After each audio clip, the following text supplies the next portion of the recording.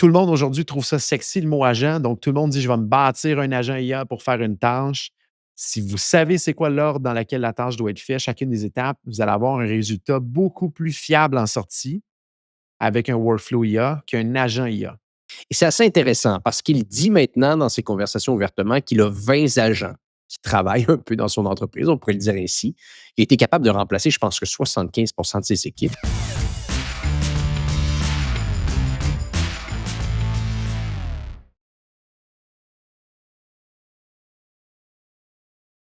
Parlé de plusieurs sujets dans les dernières semaines. On a parlé d'un peu d'IA, on a parlé un peu de marketing, de challenge, de commercialisation. On revient à nos premiers amours, ou du moins nos derniers amours, on peut le dire ainsi, l'intelligence artificielle. Mais spécifiquement, pour tenter, Jonathan Léveillé et moi aujourd'hui, de décortiquer qu'est-ce qu'un agent IA versus un workflow IA. Et on va essayer ensemble de même essayer dans le podcast de déterminer quelles seraient les premières étapes à suivre si, bien entendu, on veut construire notre premier agent IA. Mais avant toute chose, Jonathan, comment vas-tu aujourd'hui? En pleine forme, Antoine, comme à l'habitude, bien content d'être là. Donc, tu te fais poser des questions. On demande qu'est-ce qu'un agent? Qu'est-ce qu'un workflow IA? Comment ça s'intègre dans une organisation? Comment ça s'intègre dans un département, dans une entreprise? Ben, j'ai une question pour toi. Quelle est la différence pour commencer entre un agent et un workflow IA et qu'est-ce qu'on peut bénéficier d'un ou de l'autre? Beh, c'est bon qu'on en parle aujourd'hui parce qu'il y a beaucoup de flou à travers ces différents termes-là qui sont souvent pas faciles à comprendre. Mais en tant qu'entrepreneur ou gens qui sont dans un cadre professionnel, c'est super important vraiment de comprendre la différence entre un workflow IA et un agent IA pour par la suite faire un bon plan de match ou du moins prendre ça en main.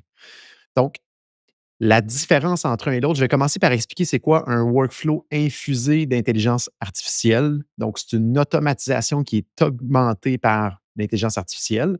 Donc, c'est un processus qui est structuré, qui a des étapes connues et déterministes. Et le mot déterministe est super important, dans lequel on va injecter un petit peu d'intelligence artificielle à certains points précis pour imiter le comportement qu'un humain aurait dans ce workflow-là, donc dans ce processus-là.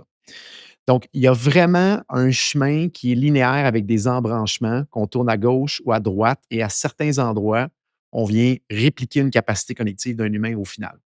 Donc, le but, c'est vraiment d'automatiser un processus qui est connu dans l'entreprise, puis de rendre certaines étapes plus intelligentes qu'avec du code traditionnel qu'on aurait fait. Pour donner un exemple quand même assez simple qu'on a dans toutes nos organisations, les fameuses factures fournisseurs que l'on reçoit, que l'on doit traiter, bien, on reçoit cette information-là.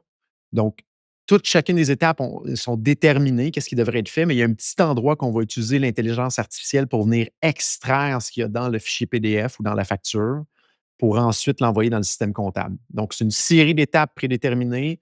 Il y a un petit morceau qu'on vient répliquer ce que l'humain aurait fait, d'extraire l'information sur le PDF, mais ça ne fait pas de ça un agent IA à ce moment-là. Donc, c'est vraiment juste un petit endroit dans le processus. On infuse un cerveau numérique pour venir répliquer ce que l'humain va faire. Fait que ce bout-là, ce qui est important à comprendre, c'est que c'est un processus qui est prévisible. Les étapes sont définies à l'avance et l'IA va agir localement à certains endroits dans ce workflow-là. Si on va du côté agent IA, dans le mot agent, il y a le mot agir et action. Donc, c'est dès qu'on donne une autonomie d'action et de planification à l'intelligence artificielle. Donc, c'est une entité qui est autonome, qui va raisonner, qui va planifier et qui va agir selon une mission qu'on va lui avoir donnée et il n'y aura pas toute la liste d'étapes à suivre. Il va décider par lui-même c'est quoi le plan, c'est quoi les étapes et il va vérifier à quel outil il a accès à ce moment-là. Donc, il n'y a pas d'ordre prédéfini. On ne lui dit pas exactement comment faire. On lui dit voici ta mission, voici tes données, voici tes outils et tente du mieux possible d'y arriver. Pareil comme si on avait pris un humain et qu'on lui donnait une mission, des outils, des données et que par lui-même, il allait se faire un plan de match et tenter d'agir au final. Donc, cet aspect-là, pour donner un exemple, tout ce qui est par exemple la planification d'entretien préventif, ben, on pourrait fournir à l'intelligence artificielle, à l'agent, des données, par exemple, une série de capteurs sur des machines dans l'usine, des fameux IoT, Internet of Things. On pourrait lui fournir l'historique d'entretien, la météo à venir ou les commandes qui s'en viennent. Et lui, par lui-même, va se faire un plan de match. Il va raisonner pour dire: «Oups, l'unité 34, ben, il commence à avoir un peu plus de vibrations que prévu. On serait peut-être dû à faire une maintenance, un entretien». Donc, on ne lui a pas enseigné à avoir ce réflexe-là. On lui a donné une mission, des données, des outils et lui va émettre des opinions, il va émettre des suggestions au final. Donc, un workflow infusé d'IA, c'est une séquence qui est déterminée. Un agent IA, c'est qu'il n'y a pas de séquence prédéterminée. Simplement un objectif global, une mission, des outils, de la mémoire et on va au bout de la ligne. Maintenant, dans une entreprise, quand est-ce qu'on y va avec un workflow IA versus un agent IA? Si vous savez exactement c'est quoi l'ordre des choses dans laquelle la tâche doit être faite, vous êtes beaucoup mieux dans la majorité du temps d'aller avec un workflow IA. Tout le monde aujourd'hui trouve ça sexy, le mot agent. Donc, tout le monde dit: «Je vais me bâtir un agent IA pour faire une tâche». Si vous savez c'est quoi l'ordre dans lequel la tâche doit être faite, chacune des étapes, vous allez avoir un résultat beaucoup plus fiable en sortie avec un workflow IA qu'un agent IA. Parce qu'il va suivre des règles prédéterminées. On va infuser un peu d'intelligence à certains endroits, mais le niveau de fiabilité en sortie va être beaucoup plus élevé dans ce genre de cas-là pour un workflow IA. Si vous avez une tâche qui est très complexe puis que vous n'êtes pas capable de nommer tous les embranchements possibles pour la tâche, vous êtes mieux d'y aller avec un agent IA à ce moment-là. Donc, plus une mission et lui-même, on va l'entraîner après à mieux accomplir sa mission à travers le temps. Donc, si vous voulez plus de prédictibilité en sortie, un workflow IA. Si vous voulez un peu moins de travail à faire, mais dans une tâche plus complexe, ça va être plus un agent IA à ce moment-là qu'on va aller au final dans comment on va bâtir ça. Donc, on entend très souvent: «Je veux faire de l'IA, je veux tester mes premiers agents IA». N'oubliez pas que souvent la solution, ce n'est pas un agent IA, c'est un workflow d'IA qui va être un workflow infusé d'intelligence artificielle qui va vraiment arriver à ce que vous voulez au final. Il y a vraiment un buzzword autour de l'agent IA et il faut faire Ouais. attention. Il faut se dire: «En partant, j'y vais avec quoi? Avec un workflow IA ou un agent IA?» Il faut bien le réfléchir et ça arrive dans certains cas qu'on va commencer avec une certaine avenue pour se rendre compte que c'est peut-être l'autre avenue qui va faire du sens. Donc, beaucoup souvent, les gens se lancent: «Je fais un agent IA». Le niveau en sortie au niveau de la fiabilité n'est pas au rendez-vous. On va briser à ce moment-là le processus dans des étapes plus prédéfinies. On va infuser un peu d'IA. Donc, on y va en workflow IA et on va arriver à ce moment-là souvent quelque chose qui fait plus de sens dans un quotidien professionnel. Donc, une meilleure fiabilité, une meilleure prévisibilité de qu'est-ce que l'intelligence artificielle va sortir à la fin. Donc, voilà un petit peu la différence entre workflow IA et un agent IA. C'est deux choses que souvent les gens vont mélanger ou du moins ne connaissent pas qu'un workflow IA est souvent la solution à adopter dans un cadre d'entreprise. Je pense que le terme est bon ici, c'est qu'on est dans une approche, je ne sais jamais si le terme est bon en français, mais probabilistique versus une approche non probabilistique. Vous m'excuserez si je viens de massacrer le dictionnaire français avec le terme que je viens d'utiliser. J'espère que vous l'avez compris, c'est un terme qui est très, très anglophone ici.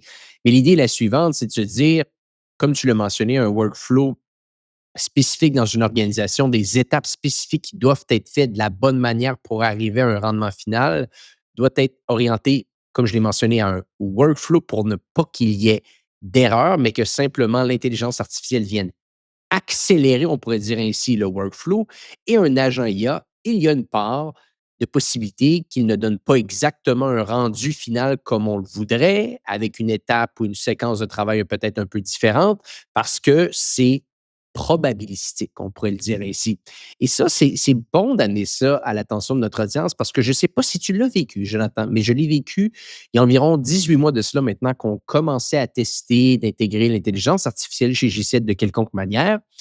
La réponse de nos collègues à l'interne était très souvent: «Ah, ça marche pas, je ne l'ai pas réutilisé». Dans une optique qu'on traitait l'intelligence artificielle, dans le cas ici, comme un élément déterminé et non un élément probable. Donc, dans le sens qu'on a été habitué à des logiciels. Un logiciel, à moins qu'il y ait un bug comme on a eu hier avec AWS, plus souvent qu'autrement, va te donner un résultat final qui est 99,9% du temps toujours le même.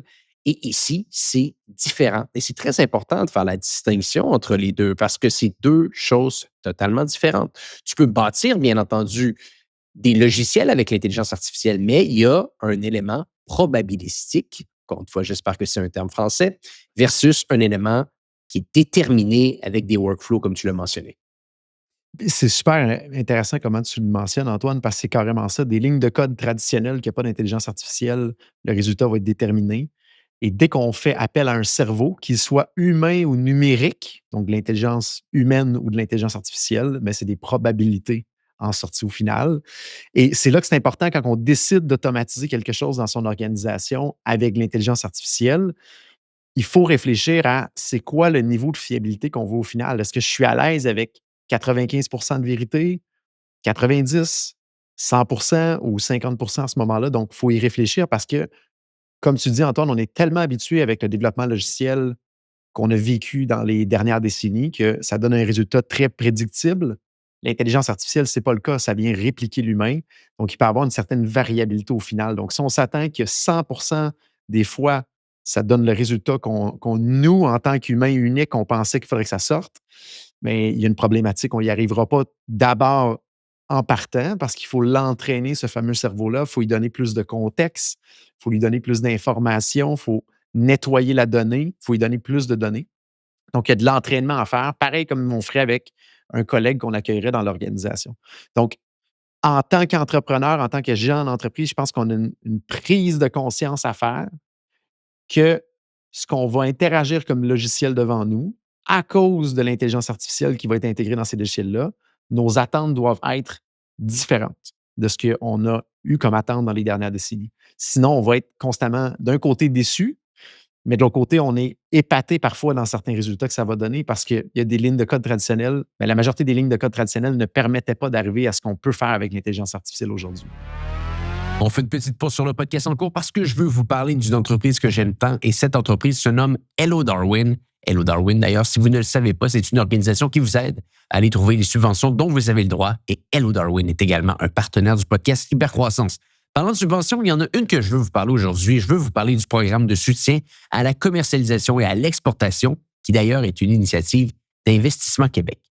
Et là, récemment, il y avait une partie de l'équipe d'Hello Darwin qui était présente lors d'une allocation exclusive de la ministre de l'Économie du Québec, Christine Fréchette, et elle a annoncé que le programme, très, très prisé, allait réouvrir au courant de l'été. Et c'est un programme qui vous aide à commercialiser vos produits et services au Québec, mais également par la suite à exporter vos produits à l'international.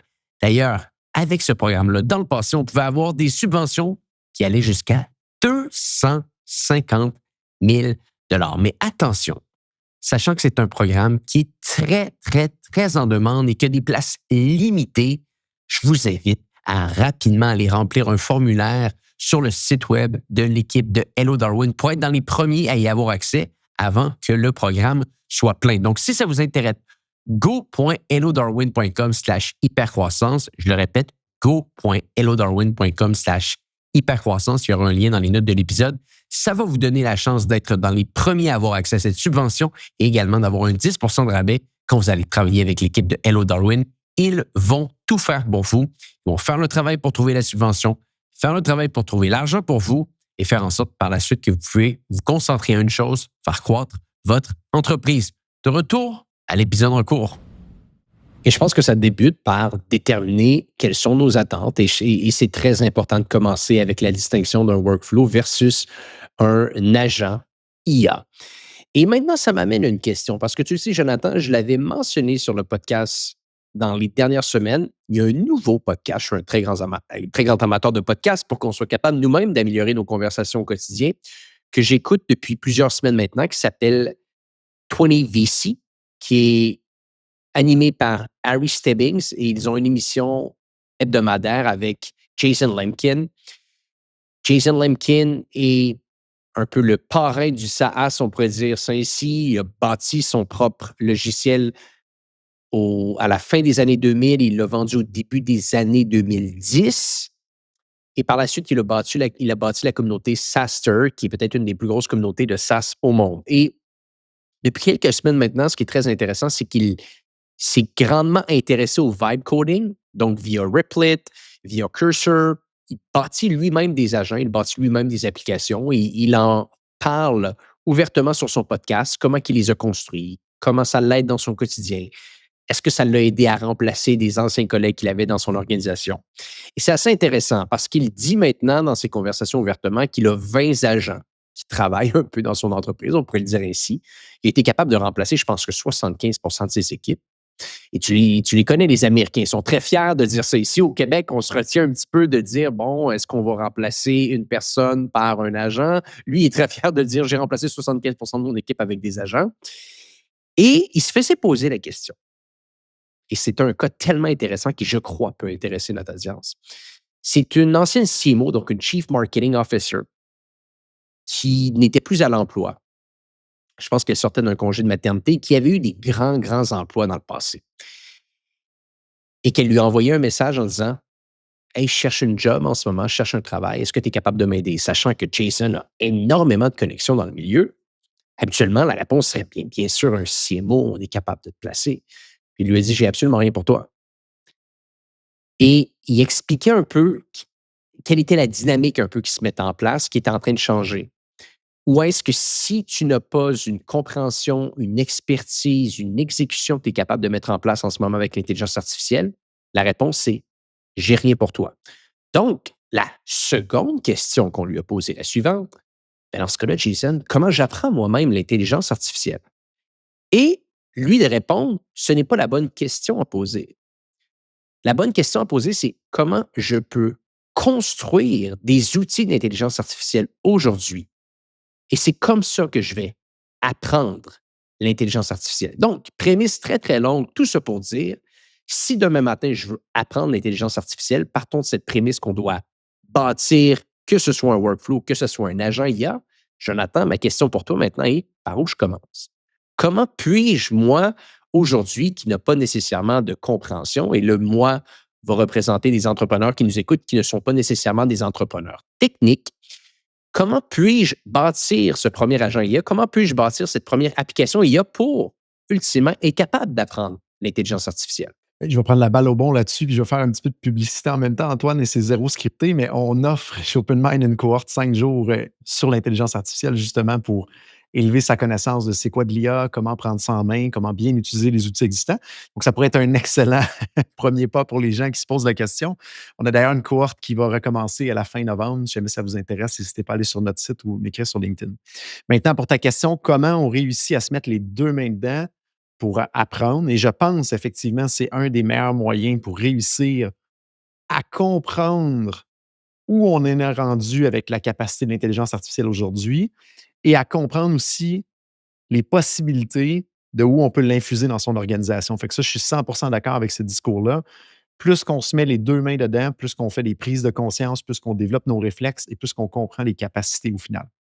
Donc, il existe différentes avenues. Il y a je pense qu'il faut vraiment partir de ces propres problèmes qu'on a dans nos entreprises. Qu'est-ce qu'on veut tenter d'automatiser? Qu'est-ce qu'on veut faire que ça ne fait pas de sens présentement de faire avec du temps humain, un dollar humain requis au final? Et partir de certains petits cas qu'on pourrait tester les outils existants en place ou du moins utiliser de l'outillage qui nous permet d'arriver rapidement.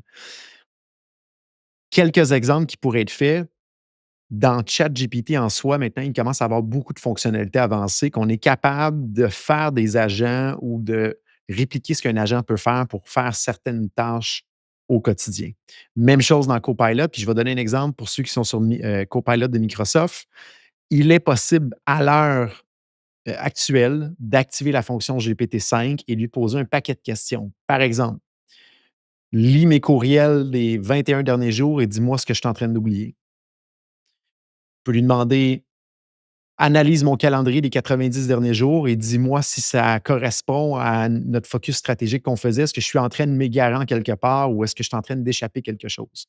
Et Et on ça, peut pour être prendre ces certain, ça, c'est un agent ici. Qu'on soit clair, ça, c'est un agent calendrier ou un agent email, là, qu'on utilise les bons termes. exactement parce que c'est un équivalent de ChatGPT qui a accès à des outils. Donc, il a accès à ce moment-là à aller voir ce qui se passe dans votre calendrier, ajouter des choses dans votre calendrier, aller dans le SharePoint, aller sur Internet. Donc, il a une panoplie d'outils, il a une mémoire et vous lui donnez une mission. Vous ne lui dites pas exactement comment accomplir sa mission, mais par le fait qu'il peut faire son plan de match et l'accomplir de la manière qu'il pense avec les outils du mieux qu'il peut, ça devient à ce moment-là un concept d'agent au final. Donc, il y a moyen de bâtir des petits agents dans votre organisation par des outils existants comme ChatGPT, comme Copilot, comme Claude Anthropic. Donc, de bien connaître ces outils-là ou du moins de s'y intéresser quelques minutes par jour. Mais je pense que ça peut vraiment faire la différence pour commencer à avoir un petit peu de traction, puis surtout à comprendre on en est aujourd'hui, où est-ce que ça s'en va, puis après ça, peut-être de cibler d'autres items qu'on peut pousser plus loin en termes d'automatisation. Donc ça, je pense que c'est le niveau 1 qui peut être pertinent pour les entrepreneurs, d'utiliser les outils existants et de s'y intéresser. Maintenant, il y a différentes sources d'informations qui peuvent vous motiver à tester des nouvelles choses là-dedans. YouTube est un excellent conducteur de nouvelles fonctionnalités et d'exemples. Si vous commencez à faire quelques petites recherches dans YouTube, l'algorithme va s'en charger. Assurément, c'est de l'intelligence artificielle derrière tout ça qui va vous proposer d'autres cas de fonctionnalités que vous pouvez tester dans Copilot, dans ChatGPT ou dans n'importe quel autre outil d'IA. Fait que ça, j'appellerais ça un petit peu le niveau 1 de prise en main.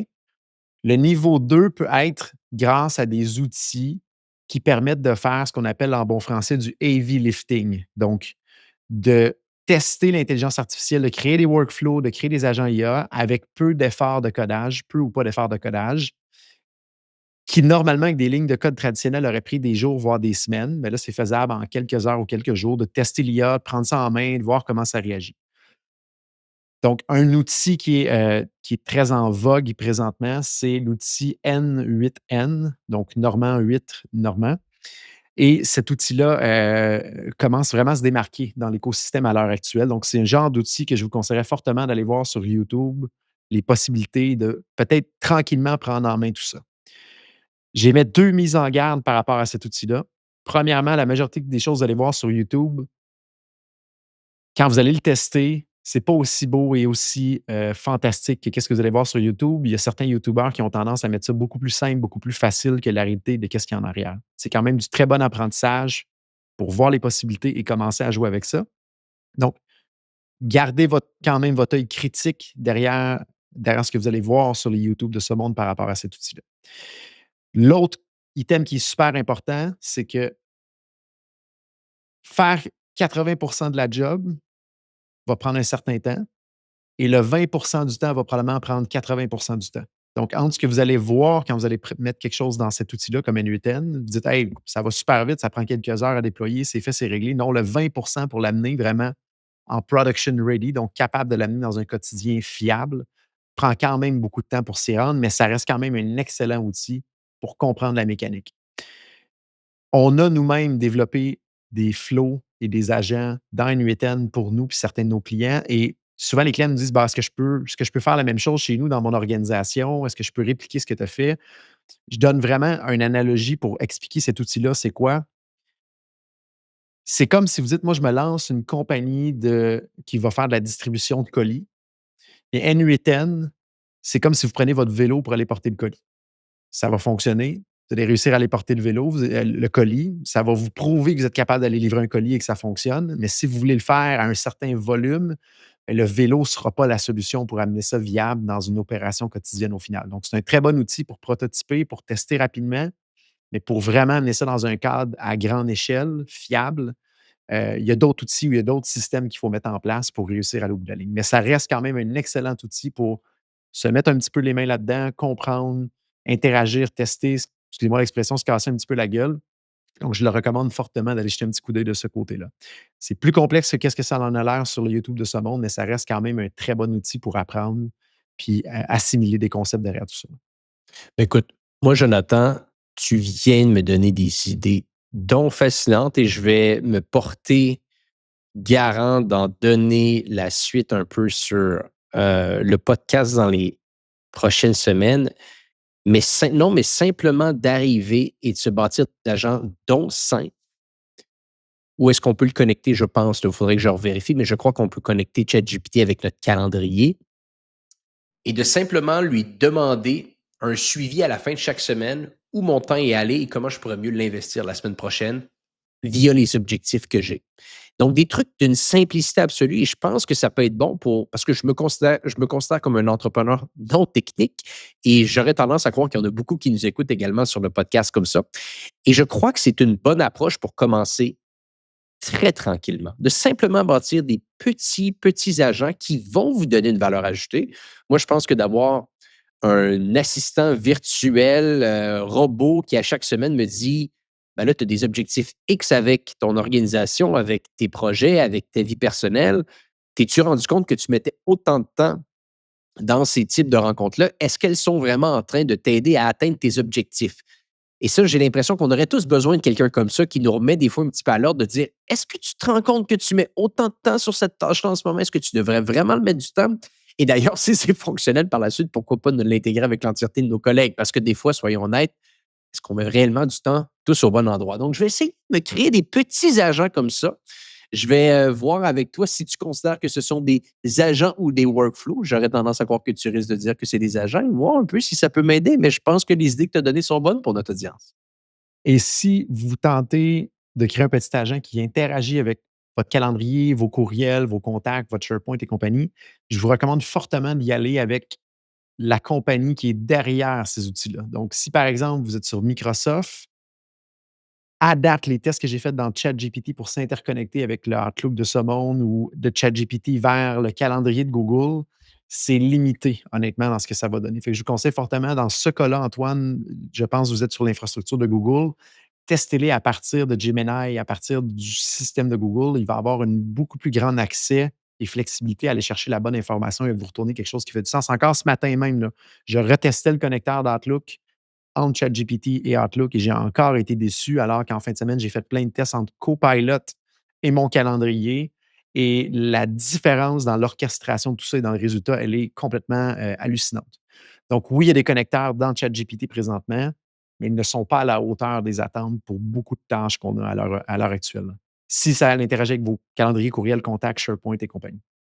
Très, très intéressant. On va en prendre des bonnes notes. Autre chose qui te vient en tête qu'on pourrait partager avec notre audience?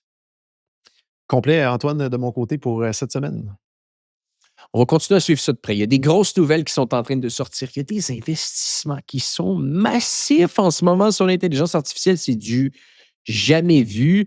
Et même que là, on est en train de se poser la question où l'argent va venir parce qu'il y a tellement d'investissements qui se font en ce moment. Donc, je pense que ça va être intéressant de suivre ça de près dans les prochaines semaines. Jonathan, merci de ton temps. Et pour les gens qui nous écoutent, on se dit à bientôt pour un prochain épisode du podcast Hypercroissance.